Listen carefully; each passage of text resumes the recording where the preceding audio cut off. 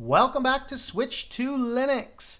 This is time for another edition of the weekly news roundup. This is our business section recorded live Fridays at 9 o'clock p.m. Eastern Standard Time. And today we are talking about A2 Hosting as our affiliate link. If you are in need of a website, consider using A2 Hosting. You have free SSLs through Let's Encrypt and possibly Komodo as well. Mine have Komodo, but I'm on a VPS as well. But you can use a variety of different hosting platforms for all of your different needs. And you can start, basically, the more you buy up front, the cheaper it becomes. Very good price. Have a look at the screen or the link in the comments down below. All right, to start in on our business section, yes, I know, isn't it so wonderful? All these subscription services, people still are going on and on and on about Photoshop being better. Is it better now that they have now just doubled the price of their service?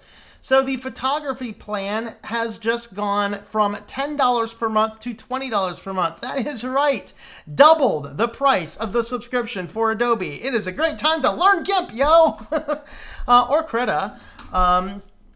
And I get a lot of discussions going back and forth, GIMP sucks. No, it doesn't. If you've been using Photoshop for the last 15 years and you have never used GIMP before, it's going to seem different. It's just a different UI. It will do nearly everything that Photoshop will do. There's a few things it may not do as well, but honestly, there's a few things it does a whole lot better than Photoshop. But anyway, if you are using that photography plan, to my understanding, if you are already still paying the $10 a month, you can actually get a few years of that in advance to lock it in. You just got to, pay them a whole lot more money on upfront for these applications. This, of course, comes with the cloud, the Creative Cloud, Photoshop, and what's the LR? Lightroom. So you can get those items there. Now, you used to have the option for the $10 a month. Now the option is for $20 a month. There is a very, very, very, very, very, very, very hard to find link that is somewhere linked in this article where you can actually still get it if you try really, really, really, really, really, really hard. But again, what this is the same thing I've always talked about with software as a service. They get you used to it. They get you used to the subscription service. And now they have you by the gonads and they're just going to yank and pull in whichever way they want to go. Hey, our quarter's looking a little low. Hey, I got a great plan. Let's just double the price. We've locked them into the system anyway. Let's just force them to do it. And so congratulations, Adobe. You have shown your true colors and why we all need to stop using your products, even if they do happen to be pretty good. All right. This is actually of course, this thing of the past now, as of 2 days ago. But this is a coalition from some Google employees to end forced arbitration, particularly inside of your work contracts. And I think that forced arbitration is some evil thing that really has to go away absolutely everywhere. There is absolutely no reason to have forced arbitration. We are in a country that the Constitution provides us a right to a jury trial, to be tried among our peers, to bring forth to the courts that we have established to settle disputes. It should be against the law for any organization, for any purpose whatsoever, to prevent you from going before a jury of your peers or utilize the court systems. There are ways to do a non-jury trial as well. And this is a good thing, and this, of course, comes in because it kind of comes at the foothills of the Google sexual harassment scandal, where Google employees were being sexually harassed, but because they had signed non-disclosure agreements, what ends up happening, the reason these companies do non-disclosures, whether you're a customer or an employee, the reason they do these non-disclosures is because it prevents the case from going public. When you go into a trial, it becomes public record. And what they want to do is, if there's 16 different people that all come in and bring sexual harassment claims against a company like Google, it starts raising some serious concerns going, what is going on over there at Google? And so what these guys are saying is we need to stop forced arbitration. And frankly, we need to stop it from customers. We need to stop it from employees, and we need to stop it in every place in this country. We need to come in and say, we have a constitution that guarantees the right to a trial. We need to apply this unilaterally. So no situation would occur in which I would have to be forced to give it up. Especially, it's like, what are you going to do? Just not work? I'm just going to be a bum on the taxpayer dime because I can't find a company that that will employ me without a non-disclosure. Or, non-disclosure would come with a forced arbitration. And so this is one of these things we really want to think about. Definitely one of these things we really want to think about. So this is an interesting thing. I want to be following this, and if it goes for the whole world or if it just goes for companies and employees, I'm okay with either way because it will start to snowball itself. So good on you, Google employees. That's pretty wicked cool. Oh, Lordy. Raise your hand if you want another streaming service. Video games, old video games. So this company, what they did is they tracked down the rights for a lot of different old games, and instead of just kind of letting them go by the wayside, or how about read this another way? Instead of letting them go kind of into the non-care about domains so that the whole world can have access to these things, instead we're going to buy up the licenses and put them all on a streaming thing so it completely prevents anybody from enjoying these without giving them a little bit piece of the pie. Of course, they don't have Nintendo, but they do have a lot of games from a lot of different things. And I just found some things in this article just so cringy to look through. And we're just going to go down and hopefully I can find those real quick. But it comes down to, if I can't find it, I will just paraphrase it. One of the things that he was saying is, this is it. I loved this sentence here. This is just so glorious. Part of the reasoning for this service, the streaming service, it is about accessibility and simplicity. Downloading a 64 kilobyte Commodore 64 game to your smartphone might not be very cumbersome, but downloading the same game and hundreds more to 5 different devices could become unmanageable. Am I a moron? I mean, how about download it and distribute it to the different devices that need it? You probably don't need the same game on all 5 devices. I mean, what I personally would do, I'd drop it into my NAS, and then anything can pull it off of my NAS as needed. Same thing I do with my music library, right? I have one central NAS on the music library, and anything that needs music can tie into that one location. There's a thought. Or, if it's like a mobile, like a traveling device, like my laptop, I just download the device thing right to it. I mean, it is not cumbersome to download the thing onto each different device. You're probably not downloading it on each separate device. You're probably downloading it from one and distributing it to the other devices. You know, these little things, connections and cables, are still a thing. We've become so numbed down, so dulled, so into all of this, that what ended up happening here is that we don't even recognize that you can download something, plug in a cable, and transfer the file anymore. This is how dumbed down as a society we are. I mean, I have one of those little SanDisk MP3 players. I love it. It's not in any way connected to the internet. I can just, it's a cumbersome 35 seconds to plug it into any computer, open it up as a USB drive, and drop the files onto it that I need onto it. This is not complicated, people. This is not complicated.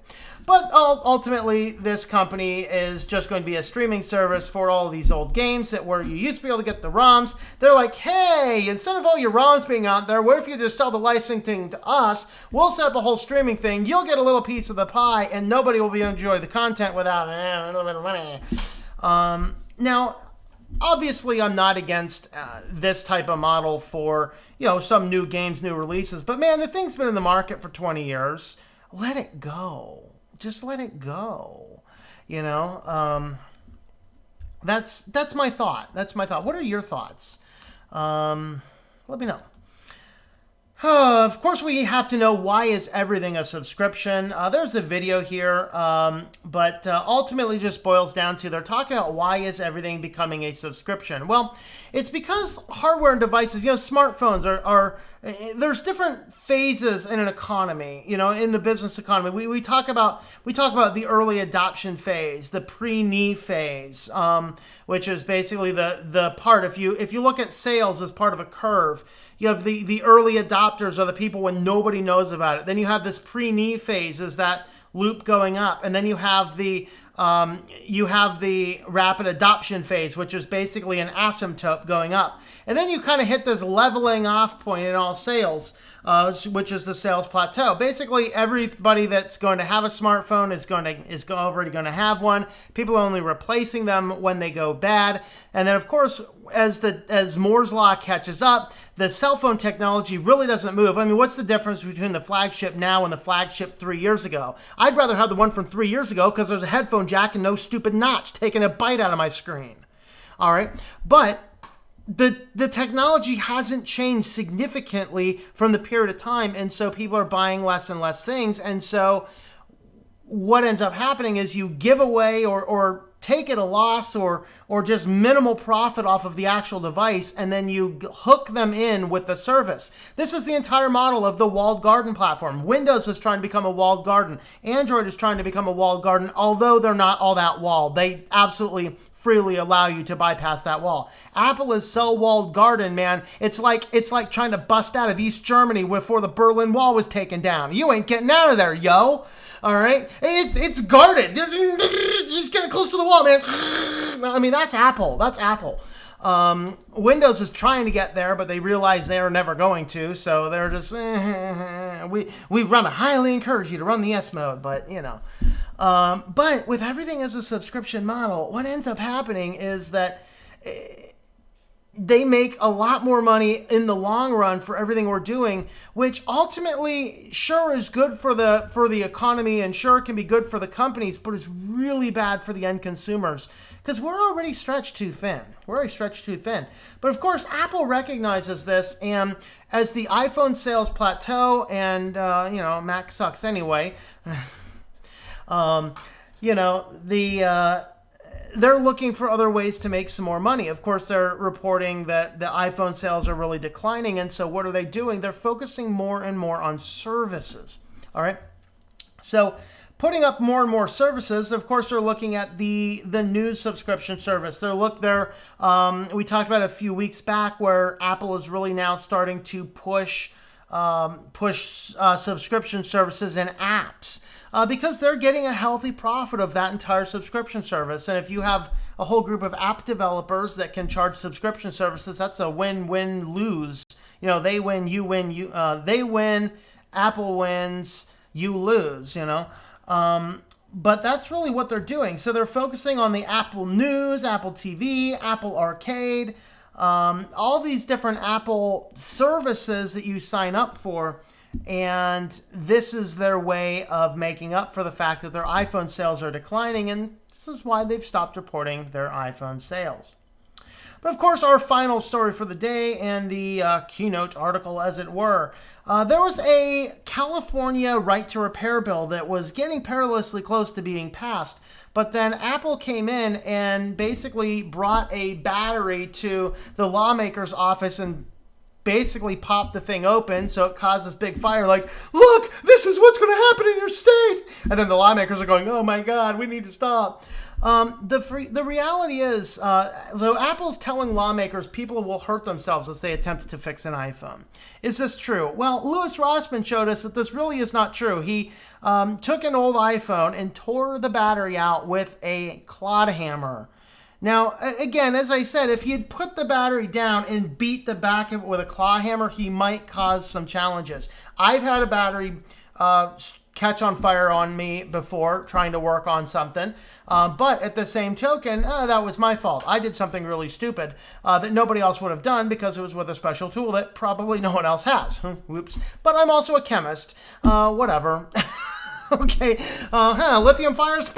So what? Can somebody hurt themselves? It's possible, yes.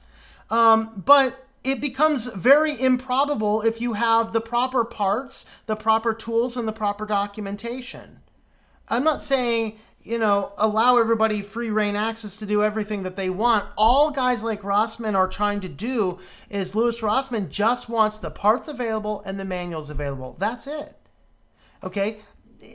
I got news for you. Most people still aren't going to attempt to fix their iPhone by themselves. But right to repair is not about the end consumer necessarily doing it. It's about the end consumer having a choice of who repairs their phone and can you repair your phone.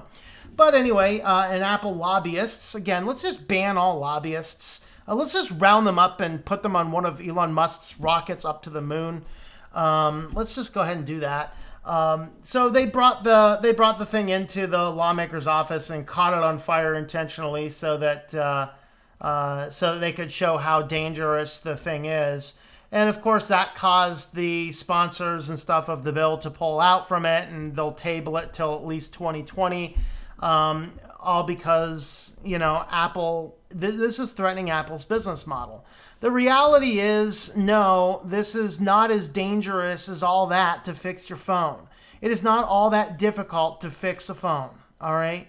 That's one of the things we have to focus on. We need, as consumers, we need rights, we need choices. And if my choice is throw the phone away and buy a new one, or get my phone repaired by the person of my choice, I'm going to get the phone repaired by the person of my choice.